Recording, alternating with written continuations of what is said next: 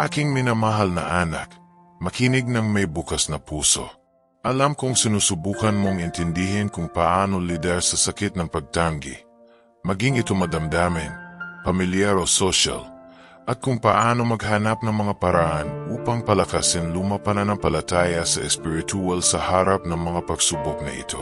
Magbayad ng pansin dahil nagdadala ako ng mga salita na kaaliwan at karunungan mula sa mas matataas na lugar, inabi ng liwanag ng walang hanggang pangunawa. Nakikita ko ang mga luhang hindi mo pinangarap na ibuhos, ang bukol sa iyong lalamunan, kapag ang mundo ay tila nagsasara ng mga pintuan nito sa iyo. Ang pakiramdam ng hindi pag-aari, ng hindi pinapansin, ay labis na nakakasakit sa kaluluwa, tulad ng isang tinik na nakaipit sa pinakamalambot na laman. Ito ay isang masakit na eksyo na umalingaw-ngaw sa pinakamatalik na sulok ng iyong pagkatao. Ngunit nais kong malaman mo na ang makalupang pagtanggi ay kadalasang isang anino, isang ilusyon na nilikha ng mga limitasyon ng pangunawa ng tao.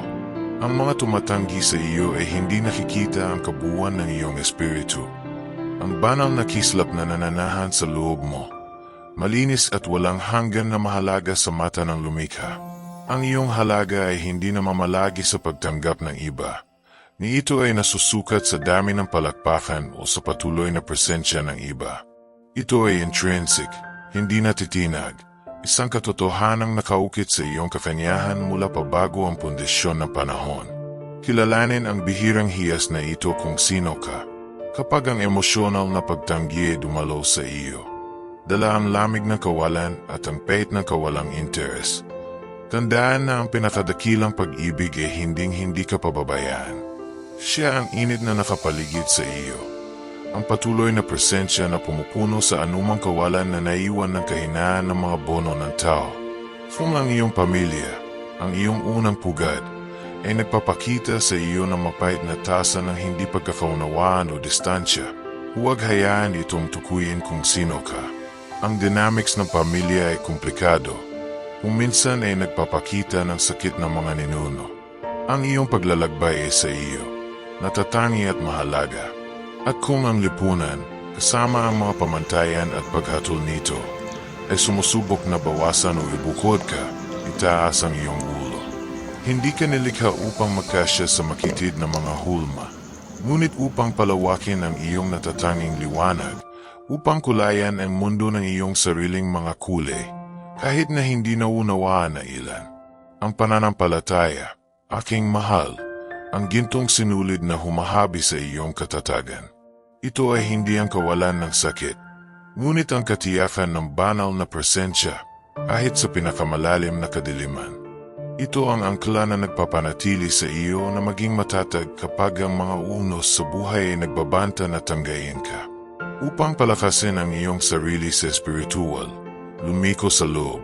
Sa katahimikan ng iyong pagkatao, makikita mo ang hindi mauubos na pinagmumulan ng lakas at karunungan. Ang taimtim na panalangin, pagmumuni-muni na nagpapakalma sa isip at puso, ay mga pintuan sa malalim na koneksyong ito. Huwag tingnan ang pagtanggi bilang isang wakas, ngunit bilang isang kinakailangang detour, isang tawag sa isang mas tunay na landas na nakahanay sa iyong banal na layunin. Kadalasan, ang lumilitaw na isang saradong pinto ay talagang ang universo na nagpoprotekta sa iyo mula sa isang bagay na hindi magsilbi sa iyo. Ang bawat karanasan ng pagtanggi ay maaaring maging isang hakbang patungo sa mas malalim na kaalaman sa sarili. Tanungin ang iyong sarili, ano ang itinuturo nito sa akin tungkol sa aking sarili? Tungkol sa aking mga pangangailangan, sa aking mga limitasyon, sa aking kakayahang mahalin at pagalingin ang aking sarili. Inalalabas nito ang pangangailangan para sa panlabas na pag-apruba tulad ng pagpapalaya ng bihag na ibon. Ang iyong tunay na pagpapatunay ay nagmumula sa itaas, mula sa kamalayan ng pagiging isang minamahal na anak na babae ng walang hanggan, na nagdadala ng isang kakaiba at hindi mapapalitang misyon sa mundong ito. Huwag mong patigasin ang iyong puso dahil sa iyong mga sugat. Hayaan ang iyong sarili na madama ang sakit. Yakapin ito ng may habag, ngunit huwag pag-isipan ito. Ibahin ito sa pag-aaral, sa empatiya para sa iba na nagdurusa, sa gasolina para sa iyong paglalakbay sa paglago. Tandaan na ang pinakamaliwanag ng mga bituin ay lumilitaw sa pinakamadilim na gabi. Ang iyong panloob na liwanag ay may kapangyarihan na palayasin ang anumang anino ng pagtanggi, na nagpapakita ng kagandahan at lakas na nasa loob mo. Magtiwala sa liwanag na iyon. Lumalakas ang pananampalataya hindi kapag maayos ang lahat, ngunit tiyak kapag dumarating ang mga hamon. Sa kahirapan na ang binhi ng banal na pagtitiwala ay sumibol at lumilikha ng malalim na mga ugat na may kakayahang umangkop sa puno ng iyong buhay. Maghanap ng mga komunidad at kamag-anak na kaluluwa na nanginginig sa parehong dalas ng pagmamahal at paggalang. Ngunit kahit nasa pag-iisa, tandaan na hindi ka tunay na nag-iisa. Naglalakad ang mga anghel sa tabi mo, bumubulong na tapang at pag-asa. Patawarin mo ang mga tumanggi sa iyo, hindi para sa kanila, hindi para sa iyo. Ang pagpapatawad ay nagpapalaya sa iyo mula sa mga tanikala na sama ng loob at nagbibigay ng puwang para sa pagpapagaling at bago, mas malusog, mas totoong mga koneksyon sa iyong buhay. Tumingin sa langit, sa kalawakan ng nilikha, at unawain kung gaano kaliit ang pagtanggi ng tao sa harap ng kadakilaan ng banal na pag-ibig na pumapalibot at tumatagos sa iyo. Ikaw ay bahagi ng isang bagay na malawak at sagrado. Kaya kapag ang pagtanggi ay kumatok sa iyong pintuan, huwag mawala ang iyong pananampalataya. Isaalang-alang ito na isang messenger in disguise, na darating upang ipaalala sa iyo ang iyong panloob na lakas, ang iyong espiritual na connection, at ang walang pasubaling pag-ibig na laging naghihintay sa iyo. Bumangon ka, kung gayon, nang may dignidad ng isang minamahal na hindi kayang unawain. Ang iyong espiritu ay hindi matitinag. Ang iyong pananampalataya ang iyong kalasag. Lumakad ng may katiyakan na ikaw ay nakikita, ikaw ay pinahahalagahan, at na ang pinakamahusay ay darating pa, na hinabi ng mga nagniningning na sinulid ng banal na pag-aasa. At ngayon, aking anak, na ang iyong puso ay medyo huminahon sa pamamagitan ng paggilala sa katotohanan ng mga salitang ito. Maghanda upang sumisid na mas malalim. Sapagkat ang tabing na tumatakip sa mga misteryo ng pag-iral ay mas manipis kaysa sa iyong inaakala, at may mga lihim na gustong ibunyag ng mga nagising na kaluluwang tulad mo. Huwag limitahan ang iyong sarili sa pag-unawa sa mundo sa pamamagitan lamang ng iyong mga pisikal na pandama. May isang pangitayin na lumalampas sa mga mata, isang pandinig na nakakakuha ng makalangit ng mga himig na lampas sa tunog. Ang pagtanggi na nararamdaman mo sa material na eroplano ay maaaring isang simpleng paanyaya para sa iyo na patalasin ang iyong natutulog na espiritual na mga pandama. Ang mga pagsubok at ang pagtanggi ay isa sa mga ito, ay hindi lamang mga hadlang o mga banal na parusa, gaya ng maling inaakala ng marami. Ang mga ito ay, sa katotohanan, mga master key, na huwad sa apoy na kosmikong karunungan, na nakalaan upang buksan ang mga panloob na portal na hindi mo alam na mayroon ka.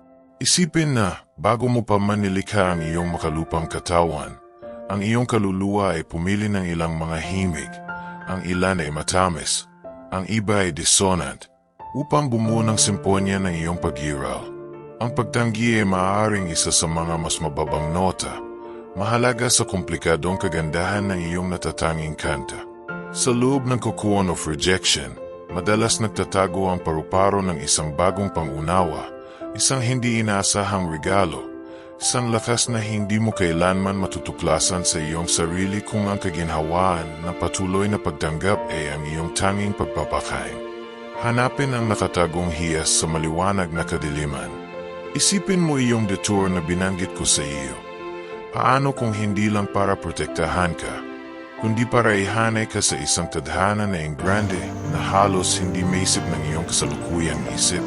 Isang landas kung saan ang iyong liwanag ay sisikat ng walang anino ng takot na hindi matanggap.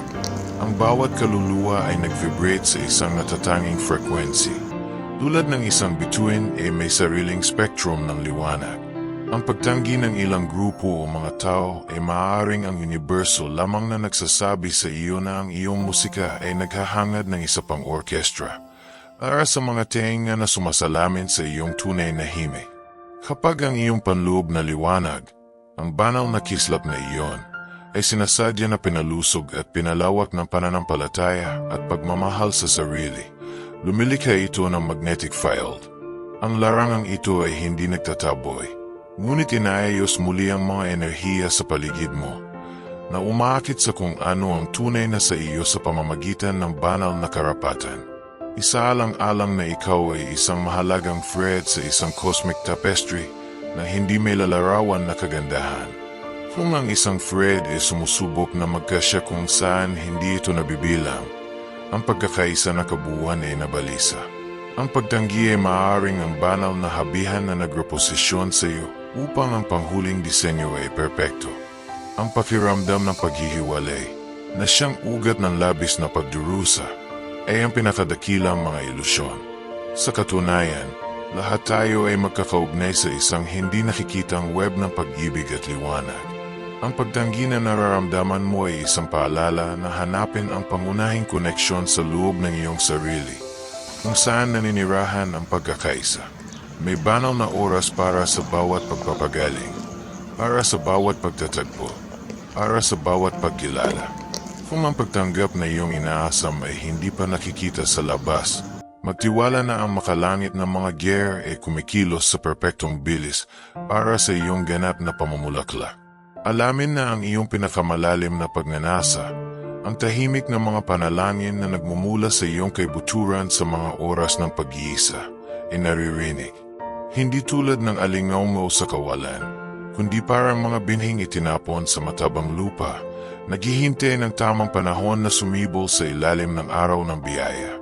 Maaring, sa iyong paglalakbay, hindi lamang ang iyong mga sugat ang pinagagaling mo, kundi ang mga sugat ng iyong mga ninuno, mga breaking cycle ng sakit at pagtanggi na nagpapatuloy sa mga henerasyon. Ang iyong paggising ay may kapangyarihang umugong sa paglipas ng panahon. Hindi ka isang manonood lamang ng mga kaganapan, ngunit isang co-creator ng iyong katotohanan sa pakikipagtulungan sa banal. Hinahamon ka ng pagtanggi na gamitin ang iyong mga espiritual na regalo at aktibong magpinta ng bagong larawan para sa iyong buhay, na may mga kulay na pananampalataya at katatagan. Mayroong isang partikular na kagandahan, sang hindi may paliwanag na aura, sa isang kaluluwa na humarap sa mga unos ng pagtanggi at lumitaw na hindi mapait ngunit pinalakas, mahabagin, na may kislap ng karunungan sa kanyang mga mata at ang lambot ng pananampalataya sa kanyang puso. Yan ang pangako mo. Paano kung sabihin ko sa iyo na ang bawat makalupang hindi na natatanggap mo ay nililok sa iyo para sa isang makalangit na hindi may isip na suka? Isang naihanay ang iyong layunin sa kagalakan at katuparan na iyong hinahanap. Kaya't maghintay ng may mahinahong puso at masikasong kaluluwa, dahil marami pang dapat ihayag. Ang mga layer ng pangunawa ay marami, at nagsisimula pa lang kaming i-unlock ang mga kayamanan na naghihintay sa iyo sa kabila ng lambak ng pagtanggi. Anak ko, aking minamahal, ang iyong kaluluwang nauuhaw sa liwanag at pag-unawa ay hinihigop ang mga salitang ito tulad ng tuyong lupa na tumatanggap ng ulan. Ito ay ang bukang liwewe pa lamang ng isang bagong pangunawa, ang simula ng isang paglalakbay kung saan ang mga belo ay patuloy na aangat, na nagpapakita ng mga tanawin ng malalim na karunungan at walang pasubali na pagmamahal. Nagpapasalamat ako sa iyong pagbubukas ng iyong puso, isipan sa mga emanasyong ito ng kaginhawahan at katotohanan. Ang iyong matulungin na pakikinig ay, sa kanyang sarili, isang gawa ng pananampalataya, isang tulay na binyo sa pagitan ng nakikita at hindi nakikita, sa pagitan ng iyong makalupang pagkatao at ng mga globo ng liwanag na sumusuporta sa iyo. Upang malaman ko na ang koneksyon na ito ay matatag na naitatag sa iyong espiritu, at upang mabuklod mo sa iyong puso ang lakas na namamalagi na sa loob mo, hinihiling ko na ulitin mo, na may pananalig at pananampalataya, ang sumusunod na paninindigan. Kaya kay ENG lahat ng bagay sa pamamagitan ni Kristo ay nagpapatalakas sa akin. Naway umalingaw-ngaw ang mga salitang ito bilang isang mantra ng kapangyarihan sa iyong paglalakbay. At para ang daloy ng gabay at suportang ito ay patuloy na dumadaloy sa iyo. Tulad ng isang ilog ng kristal na malinaw na tubig, mahalaga na manatiling konektado ka sa pinagmulan. Kaya inanyayahan kita na sumali sa aming channel ng Ilo sa pamamagitan ng pag-subscribe at pag-activate ng notification bell.